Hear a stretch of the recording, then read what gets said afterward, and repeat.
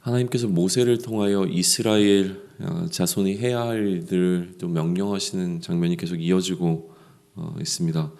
하나님께서 오늘 모세에게 말씀하시는 것은요, 지금부터는 이제 성막에 관한 부분으로 좀 이어집니다. 성막과 또 제사장을 세울 것들에 관한 이야기로 좀 이제 흐름들이 흘러가게 되어지는데, 오늘부터 이제 성막을 어떻게 지을 것인가라고 하는 구체적인 이야기들을 해주시죠. 첫 번째로 하나님께서는 예물을 바치도록 하라라고 하는 말씀을 모세에게 좀 주고 계십니다. 그래서 그러니까 이스라엘 백성들이 하나님께 예물을 가져오도록 하라라고 말씀을 하시는데요. 그때 중요한 것은 무엇이냐면 예배드리는 자의 마음에 대해서도 하나님께서 동일하게 언급하고 계신다는 겁니다. 예물을 가져오도록 하는데 기쁜 마음으로 내는 자가 내게 바치는 모든 것을 너희는 받을지어다 라고 지금 2절에서 말씀하고 계시는 부분이 좀 주목돼서 보이는 것이죠. 그래서 단순히 예물을 가져오는 것뿐만이 아니라 그렇게 하나님 앞에 예물을 가져오는 이스라엘 백성들의 마음이 기쁜 마음으로 이제 하나님께 바쳐져야 한다라고 하는 것을 여기서 지금 모세는 기록하고 있는 것이죠. 그리고 이어지는 것은 뭐냐면 그렇게 가져올 예물의 종류가 무엇들인가라고 하는 부분들이에요. 3절로부터 7절까지 해서 그들이 하나님 앞에 가져와야 할 예물들에 관한 목록이 등장을 하게 되어지는데요. 광야 생활을 하고 있었던 이스라엘 백성에게 이러한 예물이 어떻게 존재하는가라고 하는 것은 출애굽 시기에 그 애굽 사람들이 이들에게 주었던 보물 보석들이 이제 여기에 이렇게 가지고 있었던 것들 가운데서 하나님께 예물로 이제 바쳐지게 되는 것들의 목록이 지금 등장하고 있는 것이죠. 이 목록들은 결국은 성막과 또 그 제사장의 옷을 만드는데 사용되는 재료가 되어집니다. 그 예물을 먼저 바치라고 하는 이야기를 하고 난 다음에 이제 하나님께서는 어떤 명령을 주시냐면 그 다음에는 성소를 지으라라고 말씀을 하십니다. 8절과 9절에 보시게 되면 내가 그들 중에 거할 성소를 그들이 나를 위하여 짓되 무릇 내가 내게 보이는 모양대로 장막을 짓고 기구들도 그 모양을 따라 지을지니라 라고 말씀을 하십니다. 그러니까 지금 지어야 하는 것은 이제 두 가지로 등장하게 되죠. 장막과 그 장막 안에 들어갈 기구들입니다.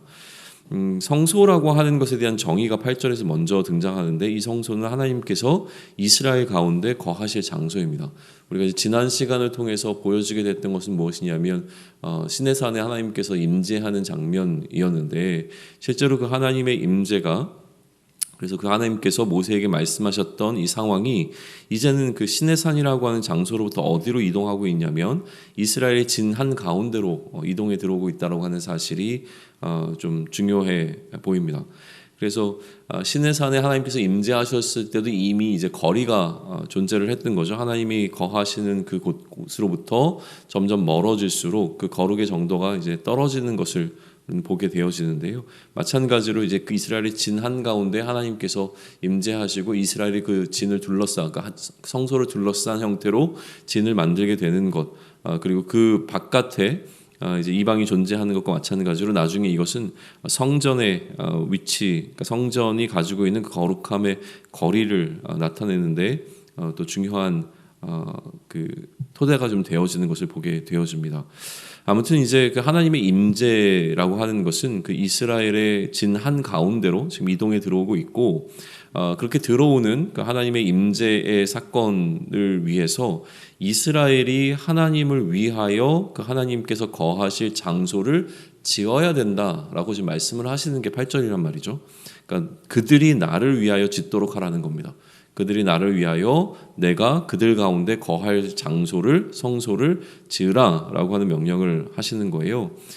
그리고 또 하나님께서 또 말씀하시는 건 무엇이냐면 단순히 내가 거할 장소를 그들로 하여금 마련하라고 하는 것을 넘어서서 거기에 대해서는 하나님께서 구체적으로 내가 내게 보이는 모양대로 지을 것에 대해서 말씀을 하신다는 거예요. 그러니까 어떻게 지을 것인가? 거기에 그 성막과 그 장막과 그 안에 들어가는 기구들을 어떻게 지을 것인가에 대해서 하나님께서 이제 그 구체적인 방안들을 알려주실 텐데 그대로 지어야 된다라는 말씀을 지금 하고 계시는 것이죠. 그리고 나서 이제 하나님께서는 그 장막 안에 들어갈 기구들 하나하나들에 관해서 말씀을 해주시는데요. 첫 번째 말씀하시는 기구는 궤입니다. 그 궤에 관한 내용이 이제 10절로부터 뭐 21절, 22절까지 지금 계속 22절까지 계속 이어지고 있습니다. 우선 이제 10절로부터 15절까지의 내용을 보게 되면 뭐 조각목으로 궤를 만드는데 구체적으로 이제 어떤 사이즈로 어떻게 만들고 뭐 하라 이 내용들이 쭉 이어집니다. 그러나 이제 주목해서 봐야 될 것은 무엇이냐면 마지막에 보게 되면 거기다가 양쪽에 고리를 달고 그 고리에 이제 채라고 하는 막대기를 이제 끼워 넣으라고 이야기를 하시는 거죠. 그러니까 이 구조로 만드시는 이유는 뭐냐면 언제든지 들고 이동할 수 있는 형태로 궤를 만들도록 하나님께서 말씀하셨다는 거예요. 그러니까 지금 이 궤는 이스라엘 백성이 계속 이동하고 있는 그 상황에 맞춰서 하나님께서 이런 방식들을 알려주시는 것이죠. 그리고 또 하나 주목해 보게 되는 것은 무엇이냐면 16절에 보게 되면 그 궤 안에 그 궤를 만들고 그 궤 안에 넣어야 될 물품에 관한 이야기가 우리가 알고 있기로 이제 세 가지가 등장을 하는데 일단 기본적으로 먼저 등장하는 것은 무엇이냐면 증거판이라고 하는 거예요. 이제 앞으로 하나님께서 모세에게 주실 그 증거판이라고 하는 그 하나님의 말씀이 적혀 있는 그 판을 그 궤에다 둘 수 있도록 이 궤를 만들라라고 하는 것을 먼저 말씀하시고 계시는 것이죠. 그리고 17절로부터 22절까지의 말씀은 이 궤에 어떻게 보면 이제 뚜껑의 역할을 할 수 있는 속죄소라고 불리는 것을 제작하는 방식에 대해서 말씀을 해주시는데요. 이 속죄소 역시 이제 금으로 만드는데 그 위에 이제 그룹들을 위치하게 하라라고 하는 것이죠. 양쪽 끝에 이제 그룹이라고 하는 그 우리가 뭐 알 수 없는 존재죠. 그 존재가 위치하게 하고 그것이 이제 날개를 편 상태로 속죄소를 덮고 있는 형태를 만들라라고 하는 거예요. 그래서 이 속죄소를 궤 위에 얹고 그 궤 밑 안에는 증거궤를 놓아두라라고 말씀을 하십니다. 그러면 이제 그 곳이 이 법궤라고 이제 불러지는 증거궤가 있는 이 뭐라고 하죠? 이 궤가 이 속죄소 궤 위에 올려진 이 속죄소가 하나님께서 이스라엘에게 무언가 말씀하실 때 그곳을 통해서 말씀하시는 어떤 굉장히 중요한 장소가 되어지고요.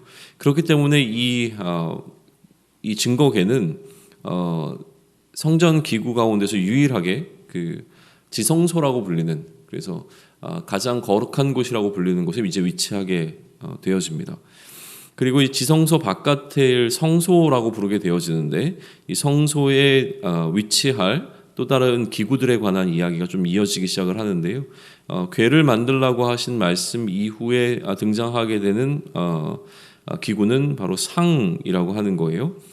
이 상에 관한 이야기도 이제 23절로부터 30절까지 계속 이어지게 되는데 이 상 역시 23절로부터 28절에 보게 되면 이제 조각목으로 만들고 또 금으로 이걸 치장을 하게 되어지는 것을 말씀하시고 아울러 또 고리를 만들고 그리고 여기에 이제 채를 걸어서 마찬가지 궤처럼 들고 이동할 수 있는 형태로 만들라고 말씀하시는 게 좀 보여집니다.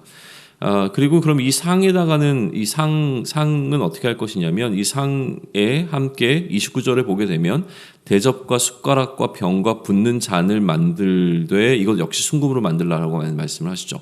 그러니까 상을 만들고 그 상에 함께 올려놓을 대접과 숟가락과 병과 붓는 잔을 만들라라고 말씀을 하신 겁니다. 그리고 이 상 위에 또 하나 이 기구 외에 다른 것 하나가 올라가는데 그게 바로 진설병이라고 하는 거예요. 오늘 본문에는 구체적으로 등장하지 않지만 이제 이후에 또 이 이야기 한 번 더 반복이 되어지거든요. 다른 성경에서. 그러니까 거기에 보게 되면 이 진설병은 12개가 올라갔던 거죠. 그리고 12개는 이스라엘 민족을 좀 상징한다고 이야기가 되어지긴 합니다. 아무튼 이렇게 이제 상을 만들고 그 상 위에 대접과 숟가락과 병과 붓는 잔을 올려놓고 또 그 위에 함께 진설병을 올려두게 됩니다. 그리고 이제 세 번째 등장하게 되는 그리고 또 이제 두 번째로 성소에 놓이게 될 기구는 무엇이냐면 등잔대라고 하는 거예요. 그러니까 등잔대를 만드는 것을 31절로부터 하나님께서 구체적으로 말씀을 해 주시는데요.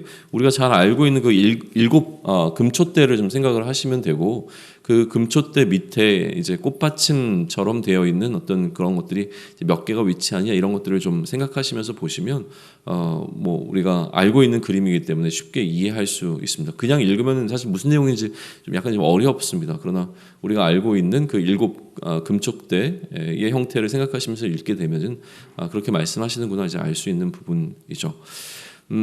그리고 뭐 이거 뭐 오늘 여기에는 이제 구체적으로 등장하지 않고 있고 또 금이에 대해서는 또 학자들이 이야기하는 것들을 우리가 좀 받긴 해야 되지만 이 두 가지는 좀 마주보도록 위치를 하게 됩니다. 아까 진설병이 올려져 있는 그 상과 등잔대는 그 성소 안에서 서로 마주보는 위치를 하게 되어지는데 그렇기 때문에 이 빛을 상징하는 이 촛대가 계속 그 이스라엘을 상징하는 그 진설병을 비추고 있는 형태로 이제 위치해 있다라는 좀 해석을 좀 하게 되어집니다. 뭐 이런 어떤 성소의 기구들에 관해서는 우리가 나중에 그 각각의 의미들에 대해서 더 깊이 살펴볼 수 있는 기회가 있기 때문에 이 정도까지만 좀 오늘 묵상을 해보면 좋겠습니다. 그러나 여기서 조금 더 주목해보고자 하는 것은 무엇이냐면 아까도 이야기했지만 하나님께서 그 임재의 장소를 산이라고 하는 공간으로부터 이스라엘 진 가운데로 좀 옮겨오고 계시는 부분이 상당히 중요해 보이고요. 그 가운데 이스라엘의 진 가운데로 옮겨오시는 그 하나님의 임재의 장소 가운데 하나님께서는 그가 거할 성소를 지을 것을 이제 명령을 하시고 계시죠. 그리고 성소를 짓는 방식에 대해서 구체적으로 말씀을 해주시는데 하나님께서 보이시는 방식대로 지을 것에 관한 이야기를 하십니다.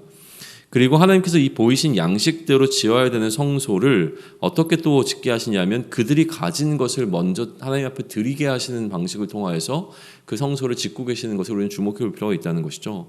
이스라엘 백성은 자신들이 가진 것을 내어놓는 방식을 통해서 하나님께서 거하실 장소를 예비했어야 하고요. 그 다음에는 그 방식으로 직접 만들어야 됐다는 거예요. 그러니까 자신들이 가지고 있는 것을 내어놓고 또 자신들이 직접 하나님이 거하실 처소를 만들어야 되는 형태로 지금 명령이 주어지고 있다는 것입니다. 그러면 이제 우리가 이러한 이스라엘 가운데 거하시는 하나님의 임재의 장소를 묵상하는 가운데 그렇다면 이제 하나님의 백성인 우리들이 하나님을 만나는 장소는 어디인가라고 하는 것을 묵상해 보신 것은 굉장히 중요한 포인트가 되는 것 같습니다. 결국 성경이 이야기하는 하나님께서 우리 가운데 거하시는 장소는 우리가 예배하는 예배당이나 혹시 우리가 교회라고 부르는 어떤 그 공간이 아니라 내가 하나님께서 거하시는 처소가 되어진다라고 이야기를 하는 것이죠. 그러면 하나님께서 거하시는 장소를 준비해야 되는 원리는 크게 다르지 않을 거라는 생각을 합니다. 마찬가지로 지금 하나님께서는 이스라엘로 하여금 하나님께서 거하실 그 장소를 하나님의 방식으로 그들이 직접 만들어서 해야 될 것을 말씀하시고 계신다라고 하는 것은 내가 이해되지 않고 또 내가 동의되지 않아도 하나님의 방식대로 우리가 직접 만들어야 한다는 것을 의미하는 것이고 그것은 하나님의 방식에 우리가 철저하게 순종함을 그 토대로 해서 하나님께서 말씀하시는 것을 내가 순종함으로 성소를 만들어야 된다는 그 말씀을 하고 계시는 거거든요. 그러면 지금 이 동일한 원리를 우리에게도 적용해 보아야 한다는 거예요. 그러니까 내가 하나님의 거하시는 하나님의 장막이 되어준다면 내가 가진 것을 드림으로 그러니까 그러니까 내가 가진 것을 드림으로 나는 어떻게 하나님의 성소가 되어질 것인가를 먼저 묵상해야 되는데 우리가 드려야 할 것은 지금 여기서 얘기하는 어떤 이런 뭐라고 해야 될까 보석 같은 것들이 아니라는 거죠. 그러니까 우리가 지금 하나님께 드려야 되는 것은 무엇이냐면 나를 내어드리는 방식일 겁니다. 그리고 이 순종함, 내가 이해되지 않아도 하나님의 방식에 순종한다라고 하는 이 순종과 그리고 나 자신을 내어드린다라고 하는 이런 방식을 가장 함축적으로 표현해내고 있는 상징이 무엇이냐면 그게 바로 십자가라고 하는 것이죠. 그러니까 예수님께서는 그러한 방식으로 하나님께 순종하시고 하나님께 자신을 내어드리셨고 우리로 하여금 또한 이것을 요구하고 계신다는 거예요. 자기를 부인하고 자기 십자가를 지라라고 말씀하시는데 결국 자기를 부인하고 자기 십자가를 지는 것이 그렇다면 이스라엘 백성들이 하나님의 성전을 짓는 과정 속에서 요구되었던 것과 동일한 원리를 좀 보이게 된다라고 하는 거예요. 그러나 여기서 우리가 하나 더 묵상해 본다면 우리가 우리 자신을 부인하고 우리의 십자가를 지는 방식을 통해서 하나님께서 거하시는 성전이 되어진다라고 묵상하는 것도 굉장히 유익하지만 우리가 돌이켜 생각해 본다면 무엇이냐면 우리는 이미 성전이라고 하는 거예요. 그러니까 우리가 준비되어져서 하나님께서 우리 안에 임하셔야 된다라고 하는 것이 아니라 우리는 이미 하나님께서 거하시고 계시는 하나님의 성전이 되었다라고 하는 그 포인트에서 출발을 해야 된다는 것이죠. 그러니까 우리는 지어져야 하는 것이 아니라 이미 지어진 성전이라고 하는 겁니다. 그러니 이 성전은 자기 부인과 자기 십자가를 통해서 이미 지어진 것이 되는 것이죠. 그러므로 성전인 나에게는 다시 얘기하면서 성전인 우리에게는 반드시 자기 부인과 자기 십자가가 존재해야 된다라고 하는 거예요. 그러니까 우리가 하나님의 성전이라고 한다면, 하나님께서 우리 안에 거하신다고 한다면 우리는 반드시 하나님의 성전다움이라고 하는 하나님의 성전으로서의 모습을 나타내고 드러내야 한다는 것이죠. 우리가 하나님의 성전임을 드러낼 수 있는 그 조건이 오늘 보여지게 되는데, 우리가 하나님의 성전이라고 하는 것을 드러내는 조건은 무엇이냐면 우리 안에 하나님의 말씀을 향한 순종함이 있는가라고 하는 거예요. 그러니까 내가 원하는 방식대로 해나가는 것이 아니라 하나님께서 기뻐하시는 방식대로 내가 순종하고 있는가라고 하는 그 순종이 나에게 존재하는가가 내가 하나님의 성전인가 아닌가를 드러낼 수 있는 그 기준점이 되어질 것이고요. 또 하나는 무엇이냐면 이스라엘 백성들이 그들이 가지고 있는 것을 내어줌을 통하여서 하나님의 성전을 예비하고 준비했던 것과 마찬가지로 여전히 성전인 나는 나를 하나님께 내어드리는 방식을 통하여서 하나님의 성전됨을 나타내고 있는가라고 하는 이 두 가지를 깊이 묵상하시면서 오늘을 보낼 수 있기를 소망합니다. 그리고 그 가운데 하나님의 성전이라고 하는 것을 더 깊이 느끼고 또 그 하나님의 성전되었다라고 하는 사실이 우리에게 어떠한 은혜인가라고 하는 것을 경험할 수 있는 한 날이 되기를 축원합니다. 아멘.